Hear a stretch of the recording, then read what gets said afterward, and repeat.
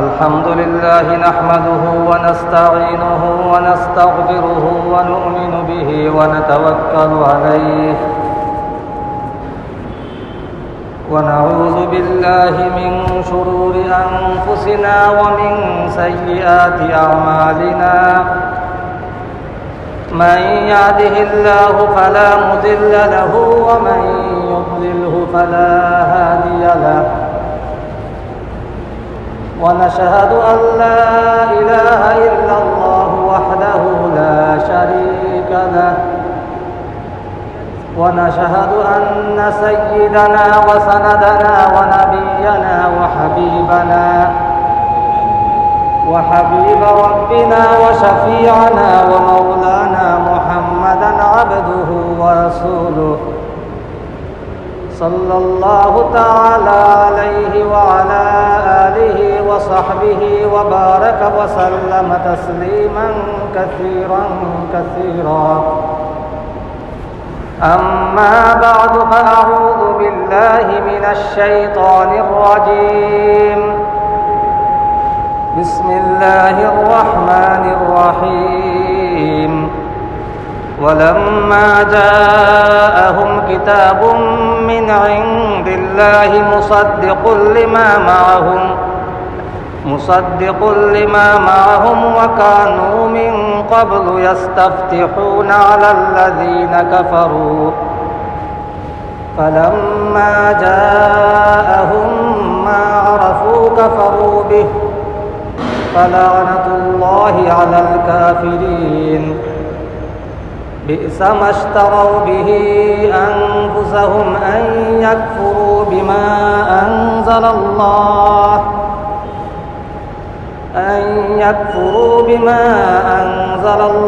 بغيا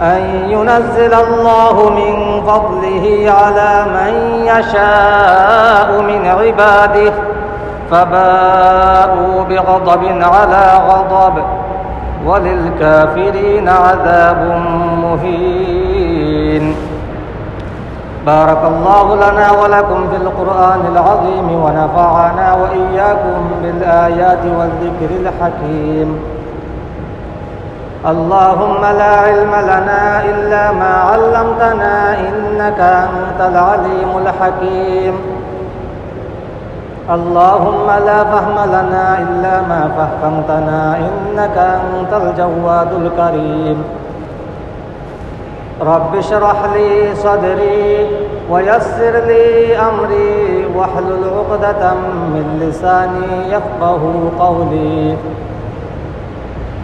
إن الله وملائكته يصلون على النبي يا أيها الذين آمنوا صلوا عليه وسلموا تسليما صلى الله على سيدنا ومولانا محمد وعلى آله وأصحابه وسلم صلى الله على سيدنا ومولانا محمد وعلى آله وأصحابه وسلم صلى الله على سيدنا ومولانا محمد وعلى آله وأصحابه وسلم بلغ العلا بكماله كشف الدجى بجماله حسنت جميع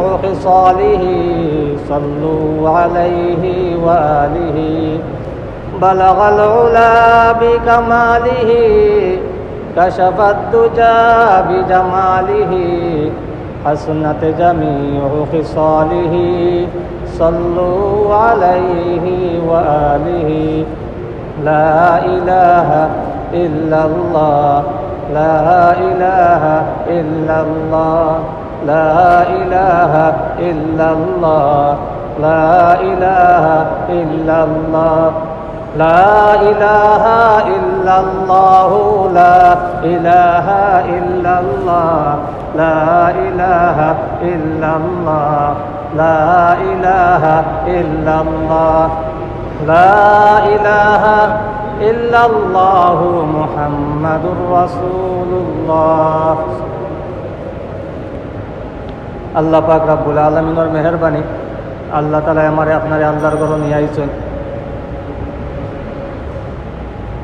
আরবি বৎসর হিসাবে মুহররম মাস চলে। আজকে মুহররমের 8 তারিখ, আরবি বৎসরের প্রথম মাস মুহররম।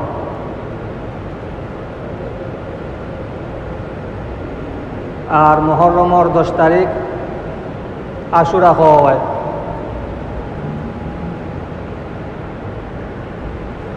আর আশুরার রোজারও অনেক ফজিলত আছে। ইনশাআল্লাহ এটা লাস্টে খাওয়া হইব এই সম্পর্কে।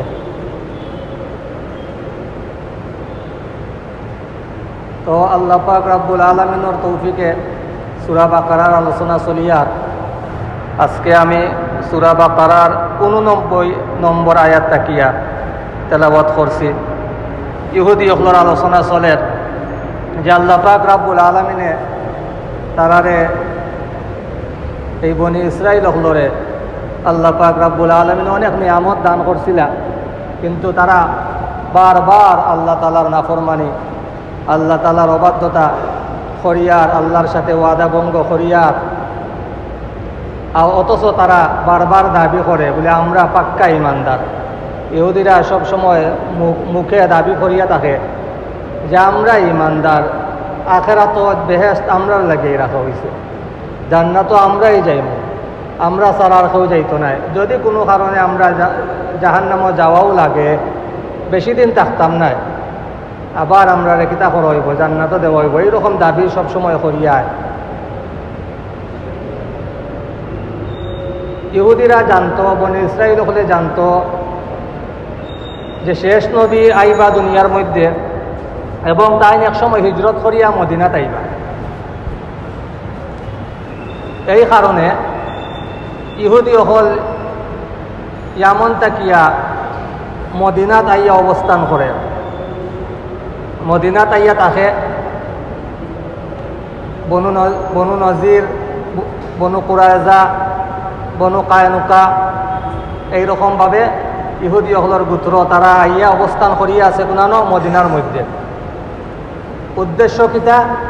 শেষ নবী আগমন করবা, হিজরত করিয়া মদিনাত আইবা। আমরা যখন এই নবীরে পাইমু তখন আমরা তার উপরে ইমান আনমু, আমরা তার সহযোগিতা করমু, আমরা আনসার হইমু।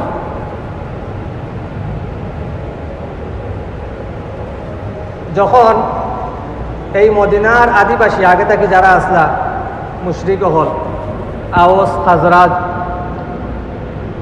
এই মুশরিক হলর লাগে যখন মায়ের লাগতো ইহুদি হলর, লড়াই বাঁধত, তখন তারা আল্লাহর কাছে দোয়া করত যে হে আল্লাহ, আমরা ওই নবীর উসিলা লইয়া আপনার কাছে চাইলাম যে নবীরে আপনি আখিরি জমানাত পাঠাইবা, আর এই নবীর উপরে যে কিতাব আপনি নাজিল করবা, এই নবী এবং এই কিতাবর উসিলা লইয়া আপনার কাছে দোয়া করলাম আপনি আমরা বিজয় লাভ করুক, আমরা বিজয় দান করুক। এইরকমভাবে তারা দোয়া করতো আল্লাহ তাআলার কাছে। আর এই দোয়ার বরকতে আল্লাহ তাআলা তারারে বিজয় দান করতা। কোনো কারণে কোনো সময় যদি তারা পরাজয় বরণ করত, কোনো কারণে তারা যদি লড়াইয়ের মধ্যে হারিয়ে দিত, তখন তারা কাফির অন্তরে হইতে উঠিয়া এক সময় নবী আইবা, শেষ নবী, আখেরি নবী আইবা, এই নবী আমরারে সাহায্য করবা, আর এই নবীর সাহায্য পাইয়া আমরা তোমরারে হত্যা করবো, তোমরারে আড়াইমু, লড়াইয়ের মধ্যে তোমরারে পরাজয় দিব, আমরা জিতমু এই নবীর সাহায্যে। এটা আগে তাকিয়া তারা তাওরাতের মধ্যে বর্ণনায় পাইছে যে শেষ নবীর পরিচয় বৈশিষ্ট্য সকল তারা পাইছে, তারা জানতো, তারা চিনত যে শেষ নবী আইবা, আর এই নবীরে তারা মানবো, মানার লাগি তারা ইয়ামন থেকে মদিনা যাইয়া থাকে। কিন্তু যখন হযরত রাসূল করিম সাল্লাল্লাহু আলাইহি সাল্লাম আইলা দুনিয়ার মধ্যে এবং হিজরত করিয়া মক্কা থেকে মদিনাত আইলা, এখন তারা মানে না, অস্বীকার করে, তারা কুফরি করে, তারা অমান্য করে নবীরে এবং কিতাবরে, কোরআন শরীফরে তারা মানতে চায় না, সেনে মানে না। এর একটাই কারণ বলে বনি ইসরায়েল থেকে এই নবী আইলা না কিতার লাগে। এই নবী বনি ইসমাইলের মধ্যে আইলা কেনে? হজরত ইব্রাহিম আলাইহিস সালামর ছেলে হইলা গিয়া হজরত ইসমাইল আলাইহিস সালাম আর হজরত ইসহাক আলাইহিস সালাম।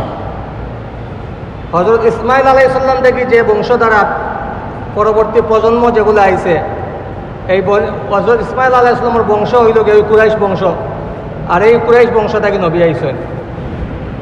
আর হজরত ইসমাইল আলাইহিস সালামের ভাই হইলে গিয়ে হজরত ইসহাক আলাইহিস সালাম নবী। হজরত ইসহাক আলাইহিস সালামের ছেলে হইলে গিয়ে হজরত ইয়াকুব আলাইহিস সালাম নবী। এই হজরত ইয়াকুব আলাইহিস সালামের আরেক নাম হইল গিয়ে ইসরাইল। হজরত ইয়াকুব আলাইহিস সালামের 12 জন সন্তান আসলা, ইউসুফ আলাইহিস সালাম সহ। আর এই 12 জন সন্তান থাকিয়া পরবর্তীতে যে প্রজন্ম আইছে তারারে হয় বনি ইসরাইল, ইসরাইলের বংশধর। বনি ইসরাইলের বংশধরের মধ্যে থেকে আল্লাহ পাক রাব্বুল আলামিন অনেক নবী রাসূল পাঠাইছেন। এই কারণে বনি ইসরাইল, এই ইহুদি জাতি, তারা মনে মনে এই ধারণা করে বইতাছে শেষ নবীও আল্লাহ তাআলা বনি ইসরাইলের মধ্যে পাঠাইবা, অর্থাৎ আমরার গোষ্ঠীর মধ্যে আল্লাহ তাআলা পাঠাইবা।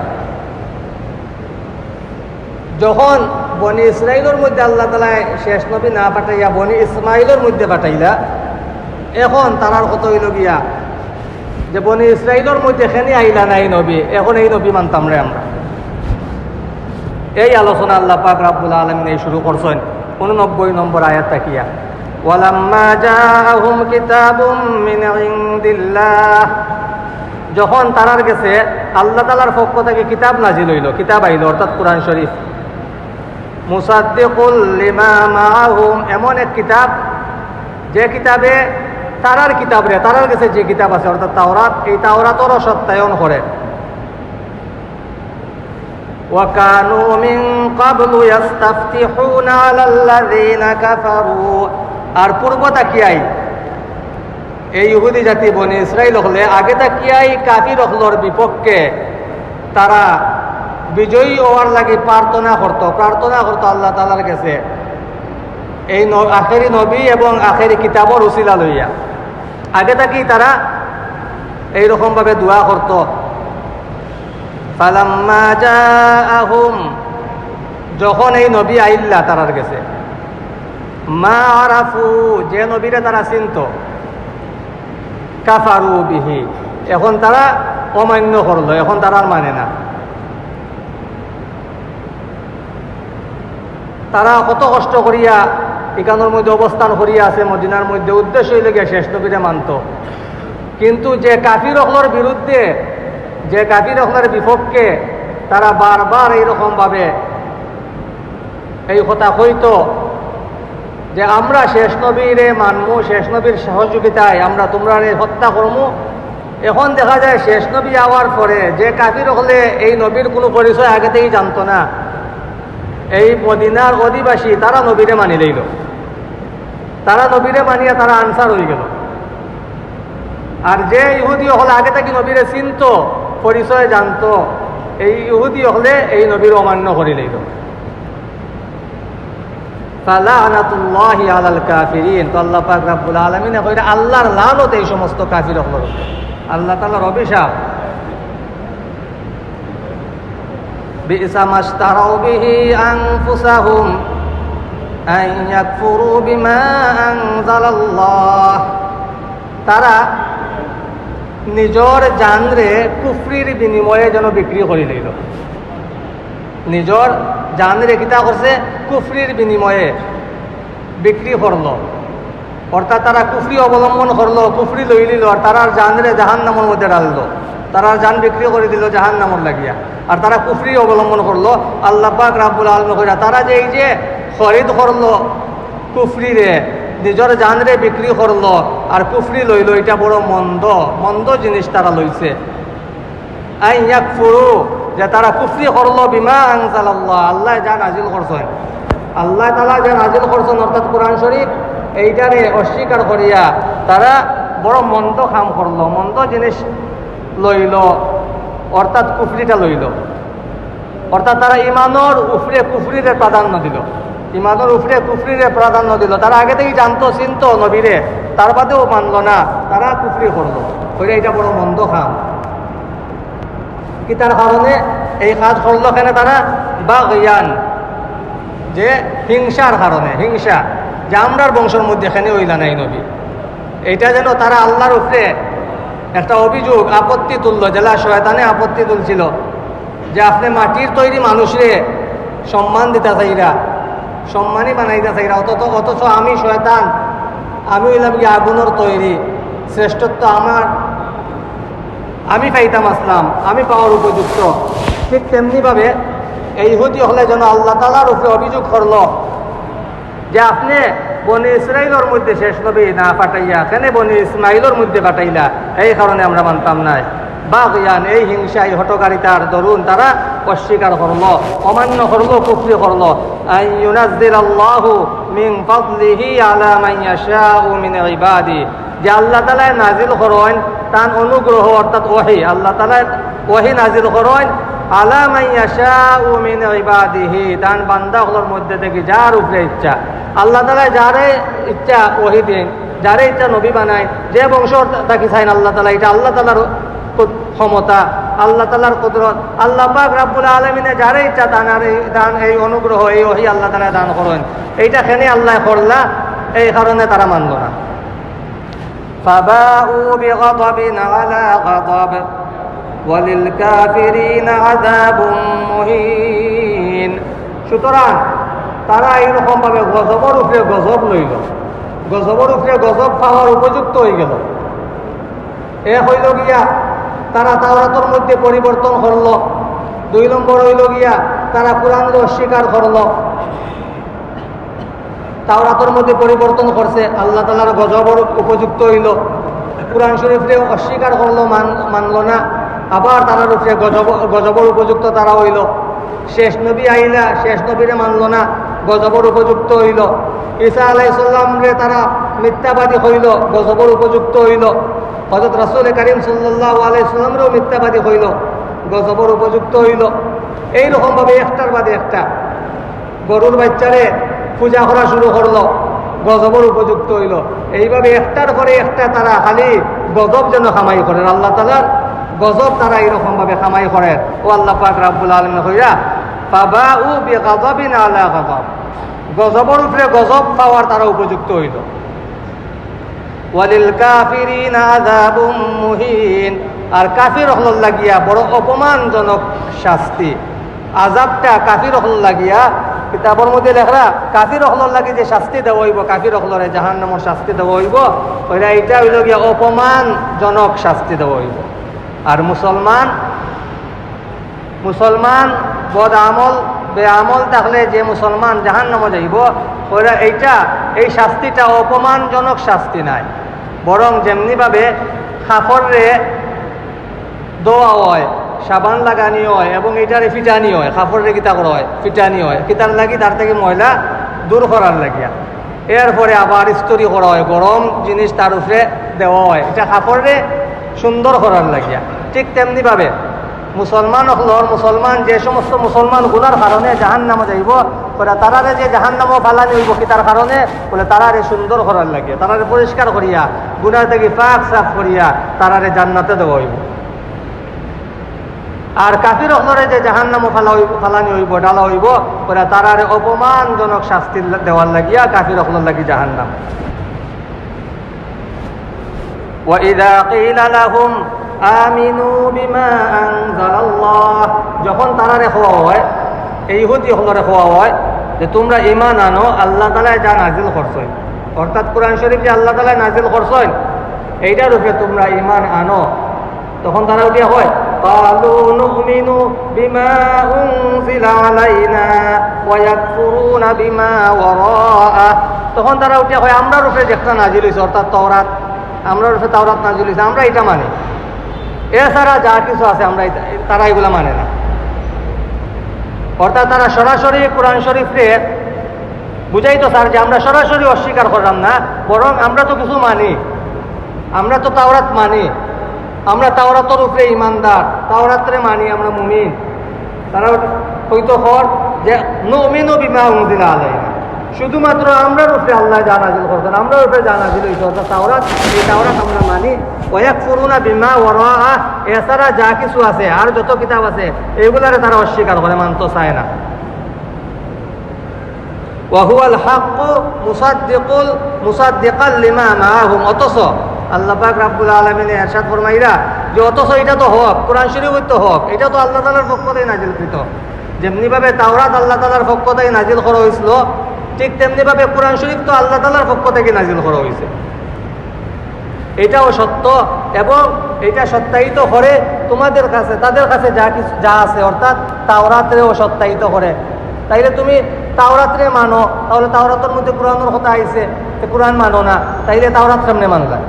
আল্লাহ পাক রব্বুল আলামিনে এইরকমভাবে তারা কথার জবাব দিলা যে তোমরা কইলে তাওরাত মানি আমরা, তাহলে তাওরাতের মধ্যে তো কোরআন মানার কথা আইছে, তো তখন কোরআন মানো না কেন?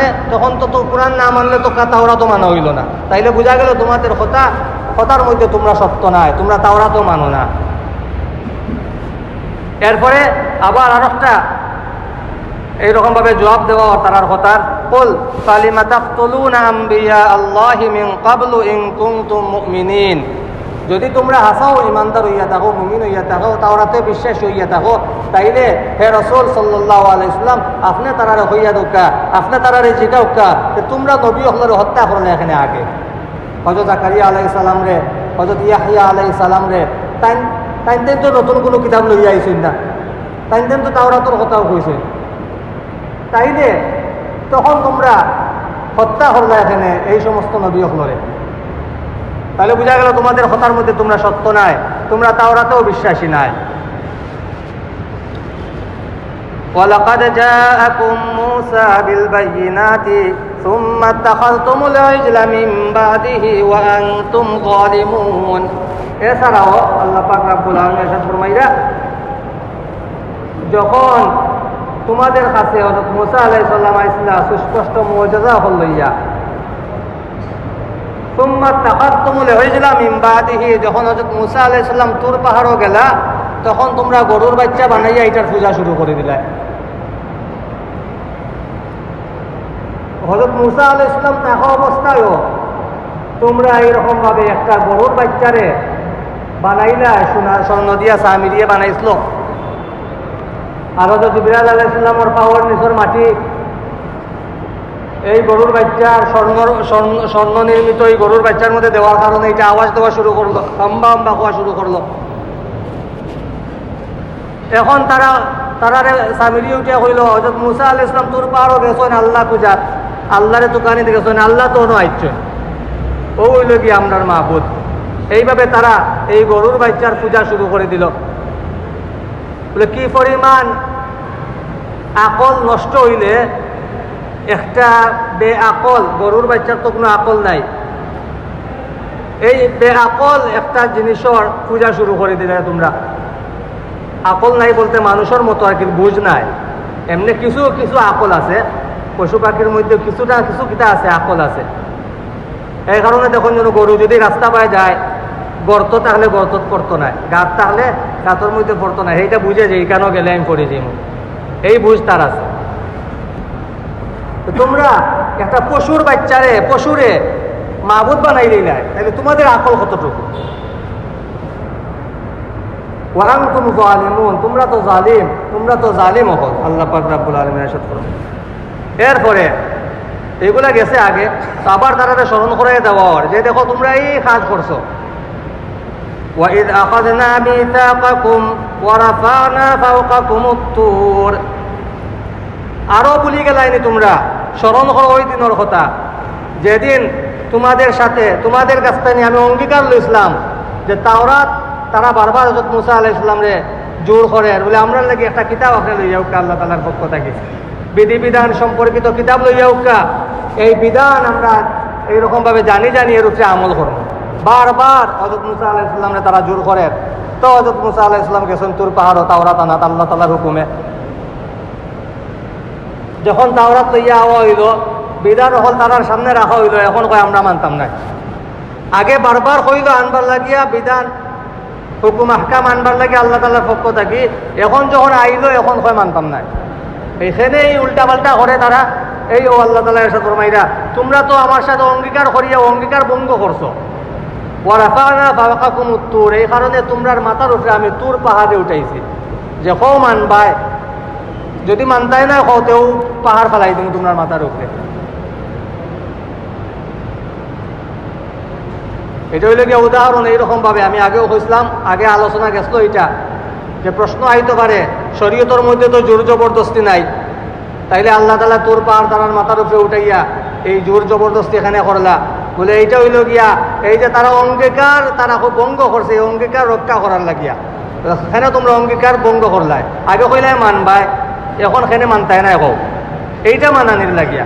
যেমন মনে করো উদাহরণস্বরূপ, আপনি কোনো একটা দেশে যাইতা, অন্য দেশ বিদেশ যাইতা, এখন এই দেশের সরকারের পক্ষ থেকে আপনারা হইল আমার দেশের এই আইন, এই আইন যদি মানো তাইলে আমার দেশে আইতে পারবাই। তখন আপনি দস্তখত দিলা, কইলা ঠিক আছে যত আইন আছে সব মানবো। এখন দেশে যাওয়ার পরে এখন আপনি কইন আমি তা আইন মানতাম না, এখন সরকারের পক্ষ থেকে পুলিশ বাহিনী আইব না নি আপনার অ্যারেস্ট করার লাগিয়া? তাহলে আগে কইলে মানবাই আমার দেশের আইন, এখন মানতাই না কিতার লাগি?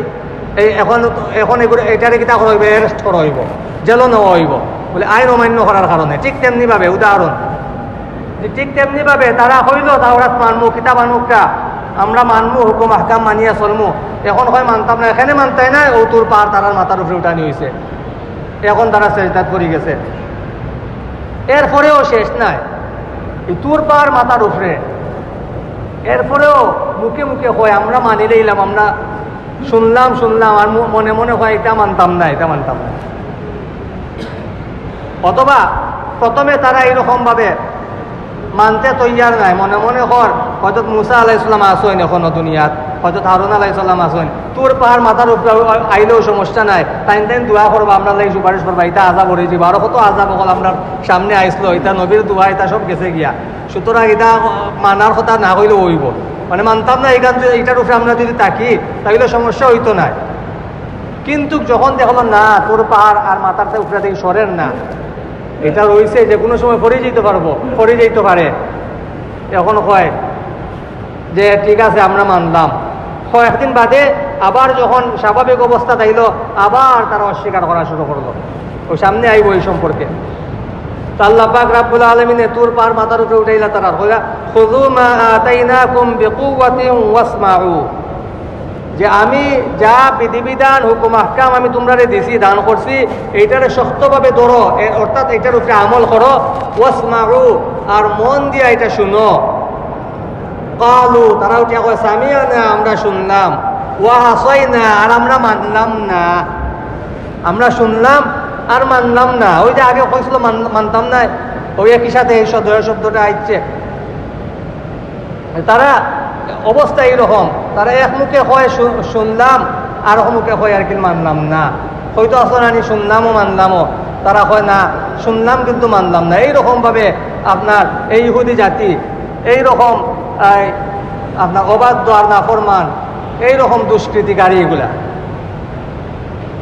وأشربوا في قلوبهم العجل بكفرهم, আল্লাহ তাআলা ওরা তারা ওই যে আগে গরুর বাচ্চার পূজা করছিল, গরুর বাচ্চার পূজা তারার অন্তরের মধ্যে ডালিয়ে দেওয়া হয়েছে, পান করানো হয়েছে যেন তারার অন্তরে, তারার কুফরির কারণে। তারা বারবার সবকিছু অস্বীকার করে, সবকিছু কুফরি করে, সবকিছু অমান্য করে, আল্লাহর হুকুম অমান্য করতে করতে তারার দিলের অবস্থা এমন হয়েছে, তারার দিলের মধ্যে গরুর বাচ্চার মহব্বত এখনো রয়েছে, তারার অন্তর থেকে এটা গেছে না। কুল বিসা মা ইয়ামুরুকুম বিহি ঈমানুকুম ইন কুনতুম মুমিনিন, এরপরেও তোমরা দাবি করো তোমরা মুমিন, অতটার পরে এই সমস্ত খাইসলত তারার বর্ণনা করলো আল্লাহ তাআলা।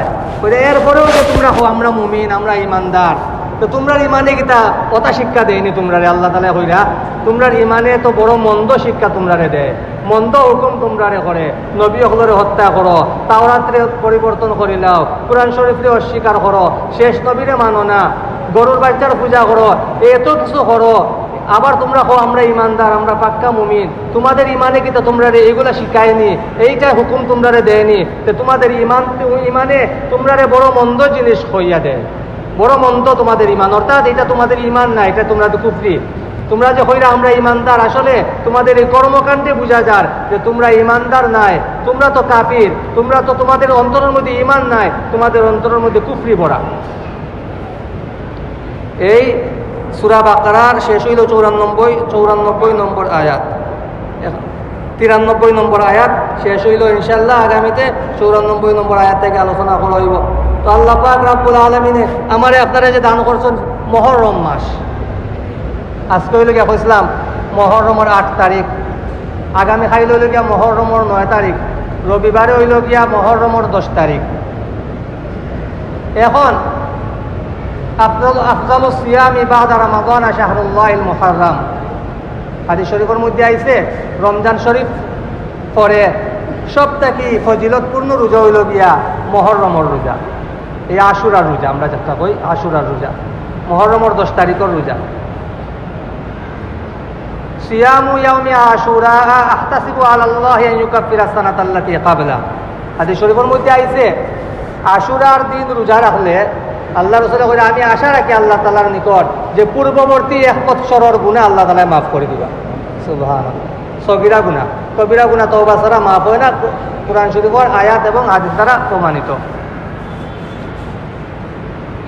তো কত হইল গিয়া কেউ যদি রোজা রাখতে চায় আশুরার দিন, তাইলে পূর্ববর্তী একদিন, আগর একদিন অর্থাৎ 9 আর 10 এই দুইটা, অথবা 10 আর 11। সুমু আশুরা ওয়া খালিফু ফীহিল ইয়াহুদ ওয়া সুমু ক্বাবলাহু ইয়াওমান ওয়া বা'দাহু ইয়াওমান। যে তোমরা ইহুদি হলর বিপরীত করবা। ইহুদি হলে কিতা করতো, যখন রাসূল কারীম সাল্লাল্লাহু আলাইহি ওয়াসাল্লাম মদিনাত গেলা, দেখলা ইহুদি হলে কিতা করে, এই 10 তারিখ মুহররমের 10 তারিখ তারা রোজা রাখে। জিজ্ঞাসা করলা কেন তোমরা রোজা রাখো?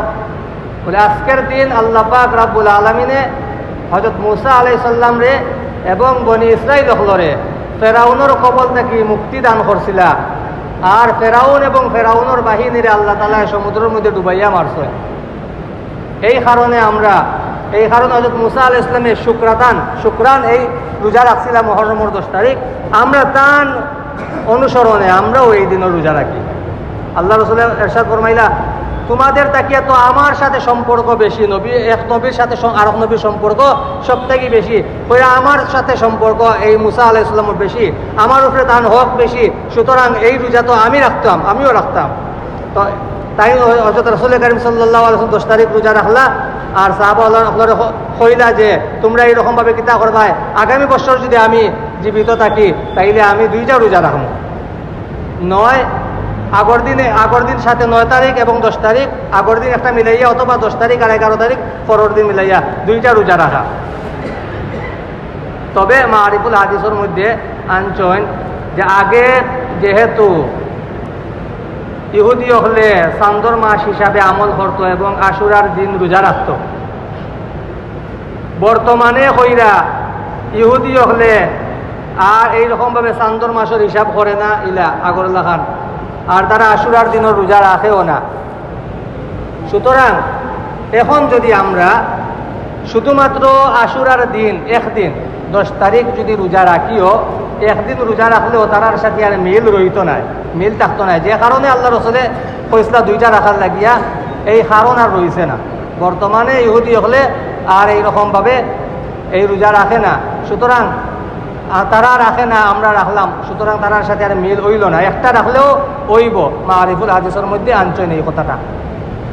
এখন নফল রোজা আমি যদি ইচ্ছা করি 2টা রাখতাম পারমু, তাহলে 9 তারিখ রাখতে হইলে আজকে রাত্রে, শুক্রবার দিন গত দিন গিয়া যে রাইত আইব, এই রাইত আমি সেহরি খাইয়া শনিবারে রোজা রাখতাম, হইব 9 তারিখের রোজা, আর শনিবারে দিন গিয়া রাইত সেহরি খাইতাম, রবিবারে রোজা রাখতাম, হইব 10 তারিখের রোজা। এই হইব গিয়ে শনি আর রবি 9 আর 10, অথবা রবি আর সোম 10 আর 11, এই দুইটা করি রোজা। অথবা কেউ যদি শুধুমাত্র একটাও রাখে 10 দিনের রোজা, 10 তারিখের রোজা রবিবারে, তাইলেও হইব, সমস্যা নাই। এই আশুরারও ফজিলত তো হইলাম, অনেকে মনে করেন যে আশুরার রোজা মনে হয় হুজুর সাল্লাল্লাহু আলাইহি সাল্লামে মক্কা থেকে মদিনাত হিজরত করার পরে মনে হয় এটা রাখছেন বলে না। কিতাবের মধ্যে আনছেন মারিফুল হাদিসের মধ্যে লেখছেন যে হুজুর সাল্লাল্লাহু আলাইহি সাল্লামে মক্কাত থাকা অবস্থায়ও আশুরার দিনও রোজা রাখতাম। তবে অন্যরে হইতা না, অন্যরে হুকুম দিতা না এই রোজা রাখার লাগিয়া। কারণ এই আশুরার দিনের ফজিলত আগে থেকে আসলো মক্কার মধ্যে। মক্কার মুশরিক হলেও হযরত ইব্রাহিম আলাইহিস সালাম তাকিয়া এইরকমভাবে শুনিয়া আইছে যে এই দিনের একটা ফজিলত আছে, এই কারণে তারা আগে থেকেই সম্মান করতো এই দিনের, এবং এই দিনে রোজা রাখা হইতো। মক্কার জিন্দগিতেও হুজুর সাল্লাল্লাহু আলাইহি সাল্লামে এই রোজা রাখতা, তবে উম্মতরে হইতা না, হইছেন না। মদিনা যাওয়ার পরে নিজেও রাখছেন, সাহাবায়ে কেরাম হলরেও হইছেন রোজা রাখার লাগিয়া। সুতরাং আমরা যদি রোজা রাখি তাইলে এটা আপনার নফল হইব, নফল হিসাবে রোজা, এটা কোনো ফরজ ওয়াজিব না। এটা আমরা ফরজ ওয়াজিব মনে না করি। নফল এবাদত আমার যদি শরীরে মনে এইরকমভাবে কোনো আমার অন্য কোনো ফরজ এবাদত বিঘ্ন না ঘটাইয়া আমি যদি নফল এবাদত করতাম চাই বালা করতাম, করলে আমার এইরকমভাবে সওয়াব হইব, কিন্তু না করলে কিন্তু হইতো না, কোনো গুনাহ হইতো না করা বালা। আল্লাহ পাক রাব্বুল আলামিনে আমারে আপনারে বুঝার আমল করার তৌফিক আতা ফরমাক। আমিন।